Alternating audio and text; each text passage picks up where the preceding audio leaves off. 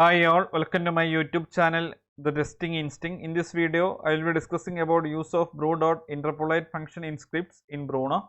This particular function evaluates dynamic variables and environment variables within a string. This function allows you to use Bruno's dynamic variables like random first name directly in your script. So with the help of this particular function, we can use Bruno's dynamic variable directly in script. I am going straight into the demo. I have already opened Bruno. For this demo, I am using the collection request. I will be sharing this particular collection with the GitHub link in the video description. So I have created one request called create user with interpolate in scripts. So I have added the API endpoint. If you check the body tab, I have not added any JSON as any payload. So in the script tab, I have added the script for passing the payload.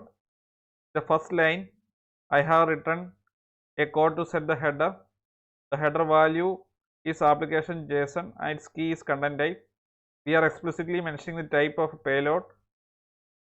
In the third and fourth line, we are using the interpolate function provided by Bruno. So this is the syntax you have to use. Use the bru keyword followed by dot operator, then you can call the interpolate method and you can pass the desired dynamic variable in Bruno. So the random first name value will be stored in the constant first name, and similarly random job title dynamic variable value will be stored in job title constant. After that, in the sixth line, I am using the request object which is req and calling the set body and passing the payload.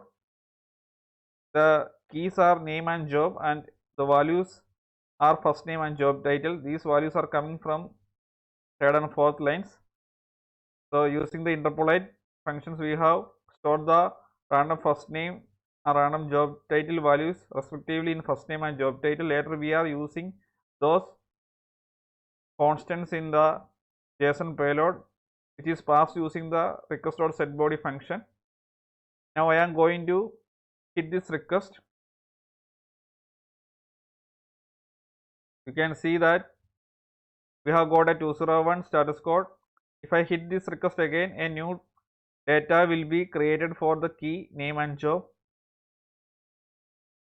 So with the help of this interpolate function, we can use dynamic variable directly in the script.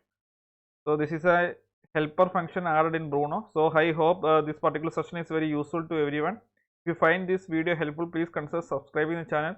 Please like, share and comment on the video. Thanks for watching and keep learning.